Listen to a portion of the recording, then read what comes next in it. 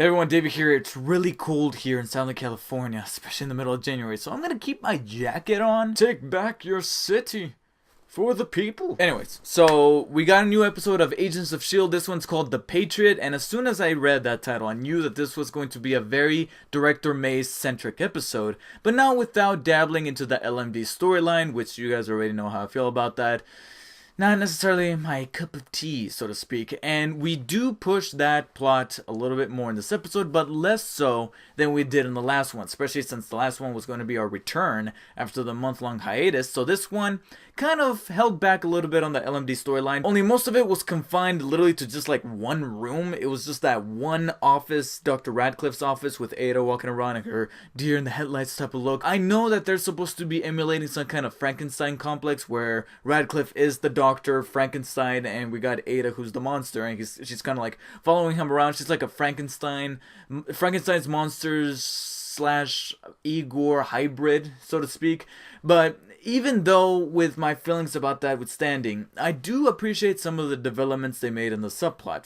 For one, May actually wakes up. I like that she actually fought back the resistance and she fought back that little simulation, because her in the day spa, yeah, that's not... May in the day spa is just not gonna click. Little disappointed that she was then just knocked out just as quickly and put right back into the wall, so...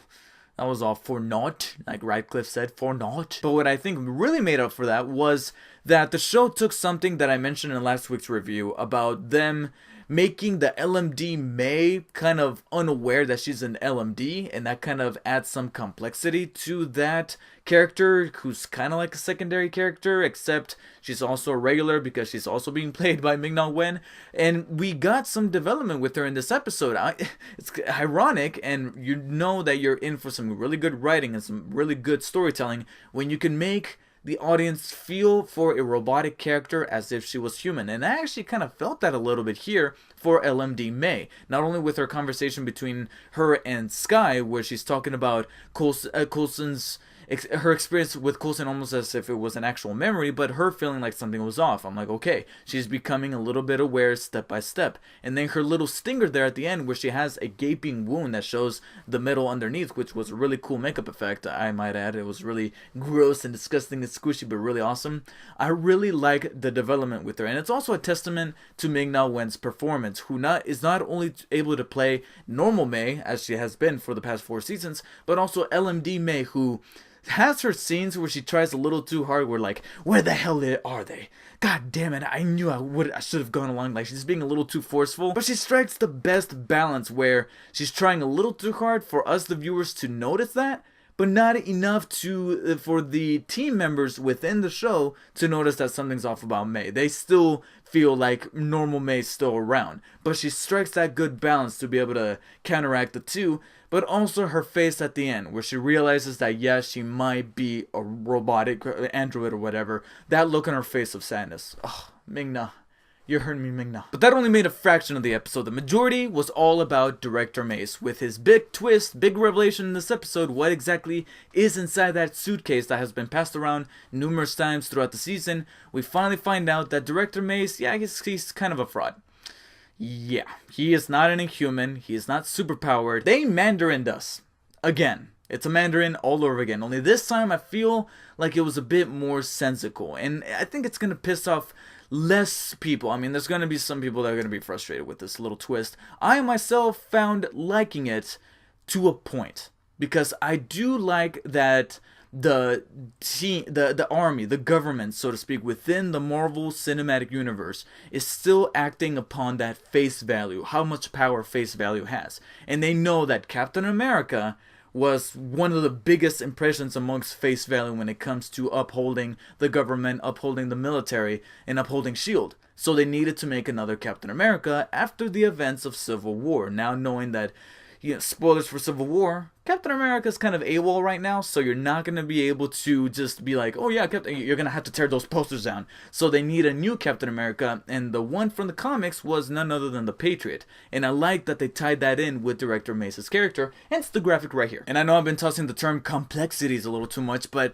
that's also added to Director Mace's character. Now I understand why he had to keep some things close to the chest. I understand why he had to make certain deals with Nadir, because this is one of those secrets that he needed to keep close close to his chest. And once it's been unveiled, the look on his face towards the end, similar to Ming-Na's portrayal as LMD May there at the end, Jason O'Mara as Director Mace there towards the end, I felt like this is the most shiny he's been performance-wise, because you can tell that he really is a well-meaning dude. You really do feel like he wants to really bring a better change to the world, especially after the shit with Ultron, the Avengers, the catastrophes, this whole thing that after the events of Civil War. You know he wants to do some good, but he knows that there's certain red tape that needs to be cut sometimes, and sometimes it needs to be refortified, and bringing Talbot back into the mix was also a good way to somewhat complicate the plot while at the same time still retaining the character of Jason O'Mara's Mace, as well as Talbot, as well as so many other people within this episode.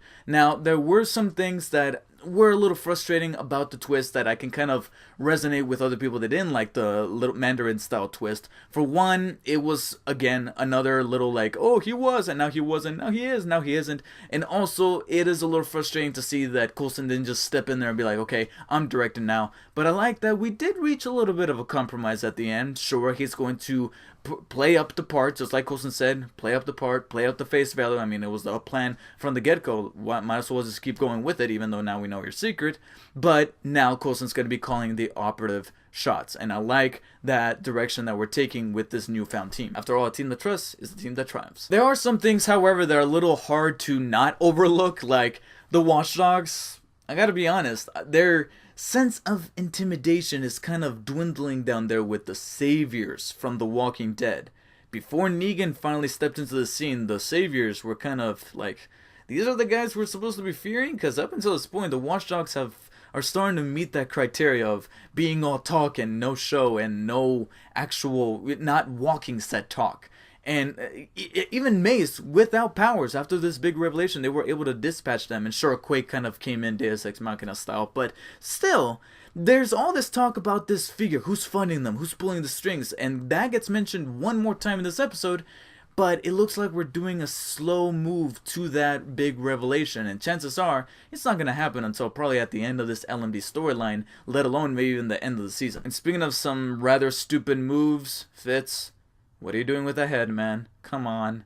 You're pulling another Radcliffe, and I really do not need two Radcliffes right now. Not that I dislike Radcliffe. John Hannah as Radcliffe, he's able to bring a sense of charm and wit to the character, but in terms of decisions, man, I'm not sure if I can pull with two of you with it when it comes to these god complexes of bringing life through robotics. Nonetheless, this was a little bit of a step up from the last episode, from the mid-season premiere, because not only do we center around a character that was really explored as a character and was kind of made a little bit more complicated, but also at the same time understandable in the form of the Patriot, and the whole LMD storyline took a little bit of a seat back, which I appreciated because I'm not a huge fan of that story. And even when they did, they managed to include some things that I really did enjoy. So for that, I'll be giving the Patriot a rather high 8 out of 10. Definitely my favorite episode so far out of the two since the show's return.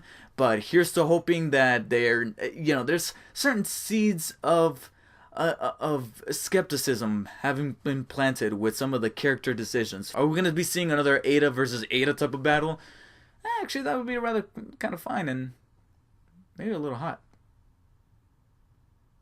Anyways, like and share this video. Please comment below with any kind of feedback. And of course, subscribe for future Agents of S.H.I.E.L.D. reviews, Walking Dead reviews when that returns after its break. And of course, everything else from the Marvel Cinematic Universe, the movie universe, the universe. Why are we here? 42.